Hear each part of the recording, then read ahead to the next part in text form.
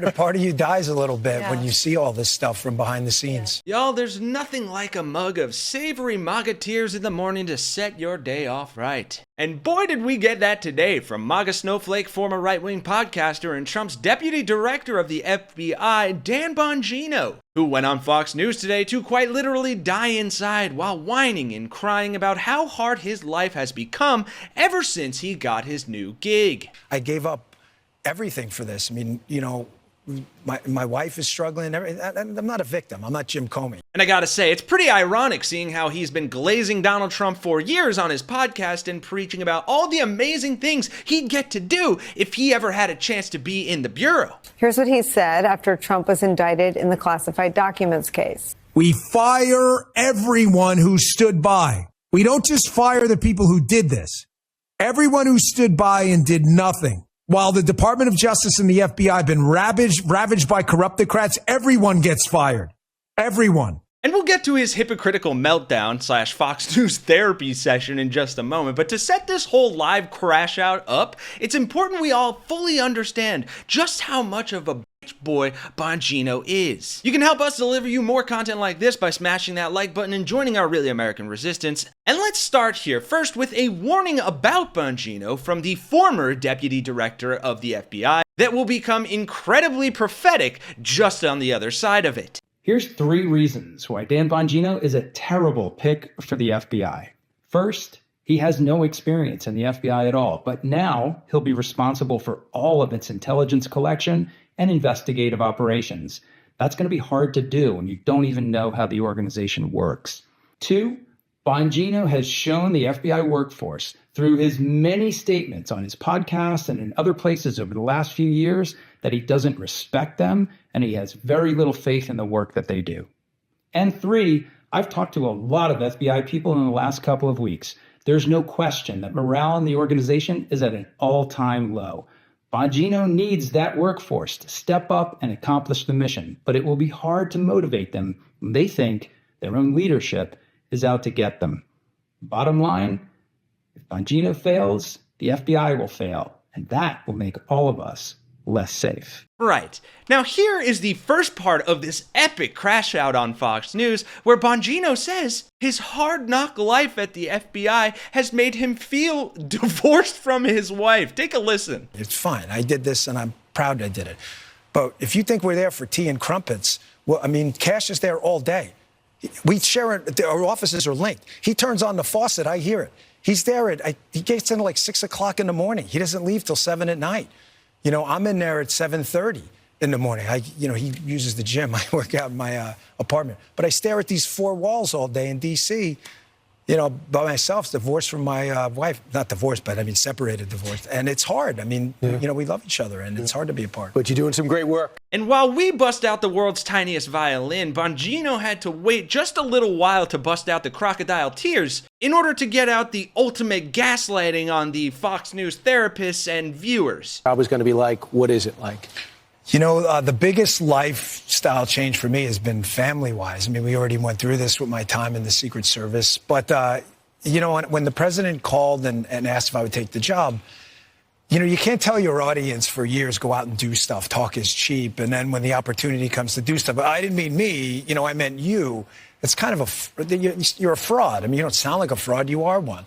Yes, Dan is so right. You can't tell your audience to do one thing and then completely flip-flop and do the other. That would be pure hypocritical cowardice. Surely, someone as sanctimonious as Dan here has never done anything, so I'm fucking kidding. Listen, that Jeffrey Epstein story is a big deal. Please do not let that story go. Keep your eye on this.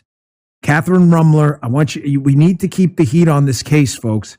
There are a lot of people who are knee-deep in the Washington swamp who are not telling you the truth about serious allegations out there that Epstein may have had video and audio of people out there doing things they shouldn't have been doing. And you should be asking yourself the question, how is it that all these people, the CIA director, the Obama fixer, Bill Clinton, all intersected paths with Jeffrey Epstein? Jeffrey Epstein isn't with us anymore, and nobody seems to want to talk about it, outside of a few entrepreneurial media outlets saying, hey, this is a big deal. He killed himself. Again, you want me to get, I've seen the whole file. He killed himself. But of course, the crybaby crash out continued. So it was a lot. It's been tough on the family. People ask me all the time, you know, do you like it? I say, no, I don't. But the president asked me to do this to like it. You know, nobody likes going into an organization like that and having to change things and make big, bold changes. But, you know, I was at one of our facilities yesterday down in Winchester, and a woman who worked there, very nice, said, you know, I used to watch your show. I miss you. I said, you know, I miss me too.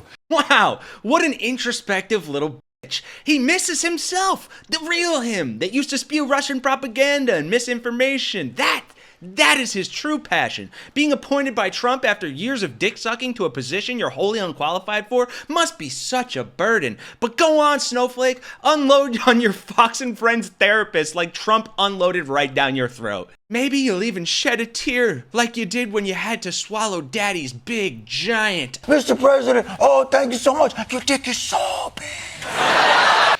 You know, part of you dies a little bit when you see all this stuff from behind the scenes. Okay, that just worked out too perfectly, whether he's talking actually about the FBI or my euphemistic metaphor. Let me know which one you think it is in those comments down below. But buckle up, folks, because this is where things start to get steamy. And in the cocaine in the White House, you know, I saw someone on social media, which is fine. Everybody's entitled to an opinion. We work for you, but said, I don't care about the case. Yeah, I do.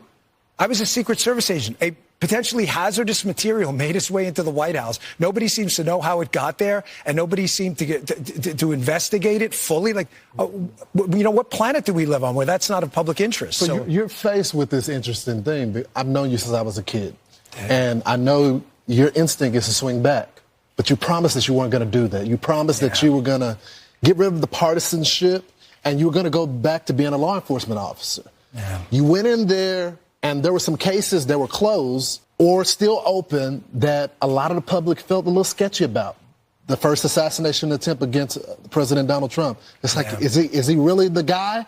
What happened with Epstein? Can you say with confidence, as a lot of people, you used to be their guy when it comes to podcasts, appearing on Fox News, but now as a law enforcement officer, can you say we have all the information? Well, I'm never going to say we have all of it. And I don't know about you, but personally, I have no pity for this pathetic prick. Because, let's be clear, this man made his dreams come true. Ladies and gentlemen, the FBI is an absolute disaster. It is an abomination to the country. The corruption needs to be immediately defunded. The FBI should no longer exist as it's constituted now. The mission should be divvied up. The money should be divvied up amongst other agencies that take their oath to the country seriously. So, Dan, with no due respect, I would recommend that you keep that same energy rather than throwing yourself a pussy pity party. But you can't, because just like every other MAGA snowflake, you need to be the victim of something. So while you go on and cry on Fox News, us here at Really American, and hopefully all you fine viewers as well, will be enjoying our savory mugs of MAGA tears. Salty. Thanks for watching, folks. Be sure to hit that like button and subscribe if you haven't already. Thank you all for watching. For Really American, my name's Kenny Hesse. I'll see you guys in the next one.